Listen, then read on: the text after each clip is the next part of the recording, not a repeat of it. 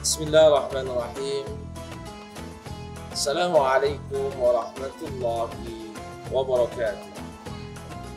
Alhamdulillah, wassalatu wassalamu ala rasulillah wa ala alihi wa sahbihi wa mawalah. Berbicara tentang masa depan, sesungguhnya bagian dari perjalanan manusia. Ada masa lalu, ada saat ini, dan kita akan berhadapan dengan masa yang akan datang. Ketika berbicara tentang masa lalu, kita tidak harus terpaku dengan apa yang sudah terjadi, karena memang di situ ada kebaikan dan tentu pula di situ ada keburukan. Masa lalu kita kadang-kadang menyimpan sejuta kenangan yang indah, namun kadang-kadang juga menyimpan sejuta kenangan yang buruk.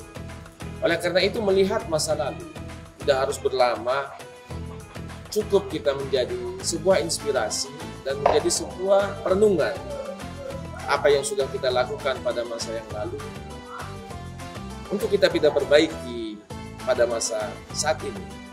Dan pada saat yang sama menjadi juga evaluasi kita terhadap diri kita untuk bagaimana melihat masa yang akan datang menjadi masa yang lebih baik daripada masa yang lalu. Karena ada 3 tipe manusia. Yang pertama adalah manusia yang hari ini lebih baik dari masa lalunya. Maka dia adalah manusia yang sangat beruntung. Ada manusia yang hari ini lebih buruk dari masa yang lalu, maka dia adalah manusia yang dilaknat. Ada manusia yang hari ini sama dengan masa yang lalu, maka dianggap sebagai manusia yang kurang beruntung. Kalau dalam bahasa agamanya, bahwasanya tipe yang pertama adalah man kana yawmuhu khairan min amsi. Mereka yang hari ini lebih baik daripada hari yang kemarin, maka mereka adalah fahuwa rabih, orang yang sangat beruntung. Man kana yawmuhu misla amsihi, hari ini sama dengan hari kemarin, fahuwa maghbun, maka orang yang beruntung. Man kana yawmuhu syarran min amsihi, orang siapa yang hari ini lebih buruk daripada hari kemarin, fahuwa mal'un, maka mereka dianggap orang-orang yang terlaknat. Oleh karena itu, maka Islam mengajak kita dalam memandang masa depan, haruslah kita bersifat optimis bahwasanya masa depan, hari esok kita lebih baik daripada hari ini. Allah Subhanahu wa taala berfirman, ya ayyuhalladzina amanu taqullaha wal tanzur nafsum ma qaddamat lighad. Wahai orang-orang yang beriman, bertakwalah kalian dan hendaklah kalian melihat apa yang kalian mampu lakukan untuk masa yang akan datang. Wattaqullah, maka kata kuncinya adalah barang siapa yang ingin masa depannya lebih baik, maka pertama dia harus melandasinya dengan nilai-nilai keagamaan, nilai-nilai keimanan. Karena yang bisa mampu membuat daya saing kita ke depan bertahan, diterpa oleh berbagai macam arus pada masa depan adalah karena takwa kita kepada Allah, di mana kita menjadikan seluruh apa yang kita lakukan sebagai sebuah ibadah kita kepada Allah Subhanahu wa Ta'ala. Dan orang yang mampu mengarungi masa depan dan berhasil melakukan masa depan adalah mereka yang mempersiapkan masa depannya dengan sebaik mungkin.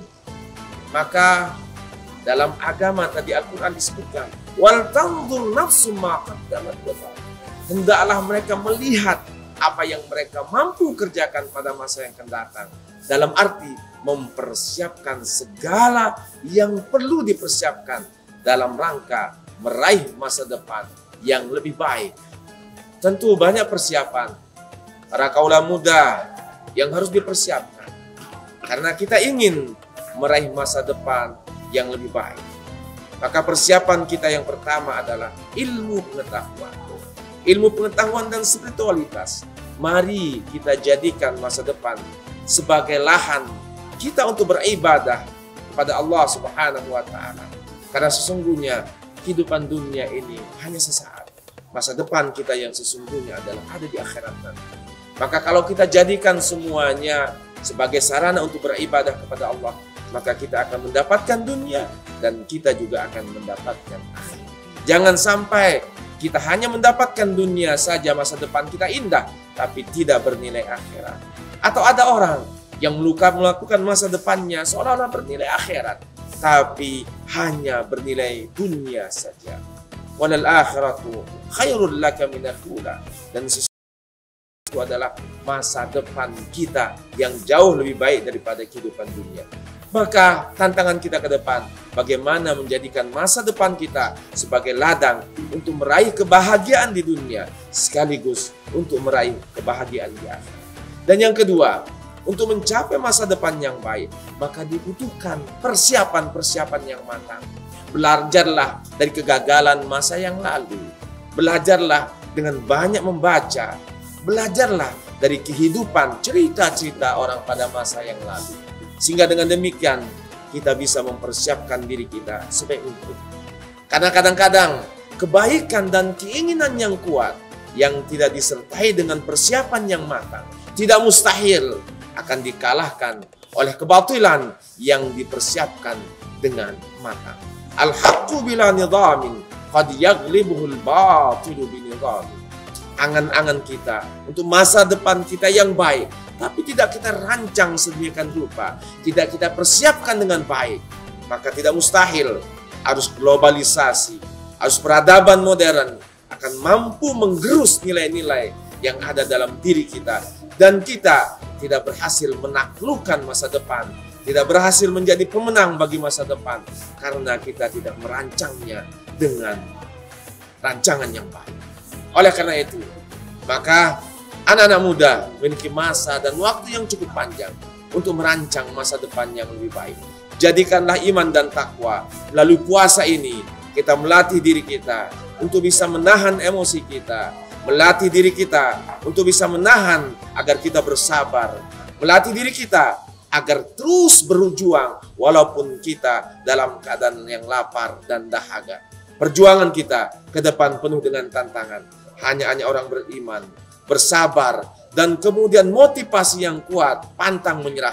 Itulah yang akan bisa menaklukkan masa depan dan meraih masa depan yang gemilang.